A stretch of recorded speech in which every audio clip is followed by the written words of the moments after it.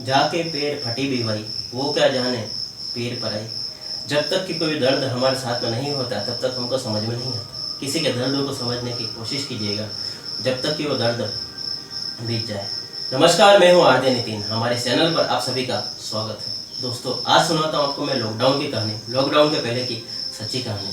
दोस्तों, ये छोटी सी कहानी अगर आपको पसंद आती है तो आपसे लाइक कीजिएगा, शेयर कीजिएगा, सब्सक्राइब जरूर कीजिएगा। हाँ, क्योंकि ये लॉकडाउन तो हम सब लोगों ने देखा है, उसकी समस्या को भी हम सब लोगों ने महसूस किया है। दिल्ली एनसीआर के अंदर एक पोस्ट सोसाइटी थी। उस सोसाइटी के अंदर एक कपल रहते थे अपने बच्चे के साथ में। उन दिनों हमारे भारत देश में कोरोना का खतरा तो बढ़ ही रहा था, तो उस सोसाइटी में मेड्स का और कुक का आना इन लोगों ने बंद ही कर दिया था। इनके घर में भी कुक और मेड्स का आना भी पूरी तरह से बंद ही हो गया था। एक दिन नाश्ते के टेबल पर ये हस्बैंड वाइफ बैठे हुए थे। पतिदेव ने पत्नी से कहा कि हमने हमारे कुक, मेड्स और सर्वेंट का आना तो बंद कर दिया है, बाकी मुझे ऐसा लगता है कि जब तक इन्होंने काम किया है तब तक उनके पैसे दे दो, बाकी के दिनों के पैसे हमें इनको देना नहीं चाहिए, इनके पैसे हमको काट लेने चाहिए। तो पत्नी ने कहा कि नहीं, हमको ऐसा नहीं करना चाहिए, तुम जो भी सोच रहे हो बात गलत है। अब पतिदेव इनकी जो गलतियाँ थी सर्वेंट और कुक की, वो गिनाने लगे कि भाई इस दिन तो हमारे कुक ने खाना नहीं बनाया था, उस दिन हमारा सर्वेंट तो शादी में चला गया था, इस दिन ये नखरे कर रहे थे, ऐसा कर रहे थे, वगैरह वगैरह कर रहे थे, जस्टिफाई करने लगे। पत्नी ने कहा नहीं, बाकी जो भी है हमको ऐसा नहीं करना चाहिए। अब कुछ दिनों के बाद में हमारे देश में लॉकडाउन अनाउंस हो गया। वो लॉकडाउन अनाउंस में पता चला कि ये हमारा लॉकडाउन 14 अप्रैल तक चलेगा। तब तक ना तो कोई आ सकता है ना कोई जा सकता है, पूरी तरह से ऐसी बात हो गई। अब पतिदेव वापस पत्नी के पास में और कहने लगे कि देखो, मैंने तुमको कहा था ना कि हम इनको बैठा हम इनको पैसा नहीं दे सकते, जब तक काम किया तब तक का पैसा देंगे, तब बाकी का पैसा हम इनको काट देंगे। पत्नी ने कहा नहीं, हमको ऐसा नहीं करना चाहिए। अभी जो हस्बैंड वाइफ जिस कंपनी में काम करते थे, वो वहाँ पर उनको अच्छी तनख्वाह मिलती थी, अच्छी सैलरी मिलती थी, लाखों में कमाते थे। तो इनके जो घर में सर्वेंट थे उन लोगों को भी अच्छा सा पैसा देते थे, अच्छी तनख्वाह देते थे। अब थोड़े दिनों बाद पता चला कि जो 14 अप्रैल था, 14 अप्रैल तक बीत गया। वापस से 14 अप्रैल के दिन अनाउंसमेंट हुआ कि ये लॉकडाउन बढ़ गया है, अब लॉकडाउन 2.0 यानी कि लॉकडाउन सेकेंड चलेगा, जो 3 महीने तक रेगुलर चलेगा। हस्बैंड अपनी पत्नी के पास में और कहने लगी कि देखो, मैंने तुमको कहा था ना, अब तो ये वापस से 3 महीने तक आगे एक्सटेंड हो गया, ये तो लंबा ही चलता जाएगा, हमको इनका पैसा नहीं देना चाहिए। पत्नी ने उनकी बात काट दी, कहा कि नहीं, हमको ऐसा नहीं करना चाहिए, तुम ये गलत कर रहे हो, शायद हो सकता है हमारे साथ में भी ये बात बीत जाए, हमको नहीं करना चाहिए ऐसा।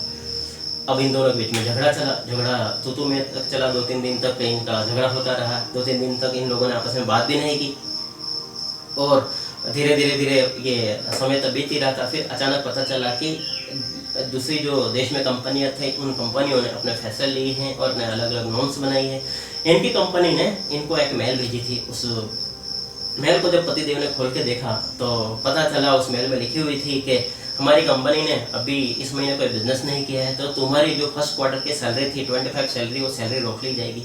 जब हमारी कंपनी प्रॉफिट में आएगी तब तुमको ये सैलरी वापस से दे दी जाएगी। ये सैलरी है तुम्हारी, हमारे पास में शेयर है। जब पतिदेव ने इस मेल को पढ़ा तब उनके दिमाग में सबसे पहले कोई चेहरा आ रहा था, तो चेहरा उनकी आंखों में था उनके सर्वेंट का, उनकी कुक का, जो उनके घर में काम करते थे। पतिदेव की आंखों में अचानक से आंसू आ गए, उनकी आंखें लाल हो गई। वो एक कोने में गए, मगर ये बात उन्होंने अपनी पत्नी को नहीं बताई थी।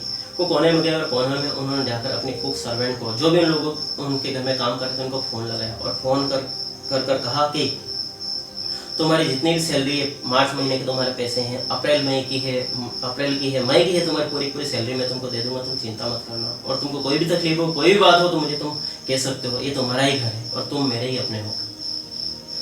ये वापस आए। पत्नी इनकी बात धीरे से चुपके से सुन रही थी।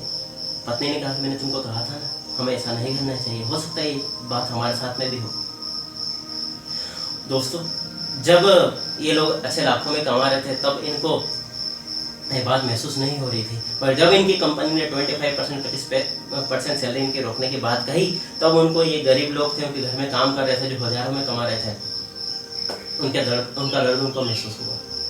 तो दोस्तों, बस आखिर में यही बात कहना चाहता हूँ कि जब तक हम हमारे साथ नहीं बीती, हमको किसी की बात, किसी का दर्द समझ में नहीं आता। अगर ऊपर वाले ने आपको सक्षम बनाया है, ऊपर वाले ने अगर आपको इतना पैसा दिया है, किसी की मदद करने के लायक क्या है, तुमको किसी की मदद कीजिएगा। और हाँ, मदद नहीं कर सको तो तुम्हारे पास में जो लोग काम कर रहे हैं, तुम्हारे एम्प्लॉयज़ है या तुम्हारे घर में भी लोग काम कर रहे हैं, उनकी तनख्वाह मत रोकिएगा।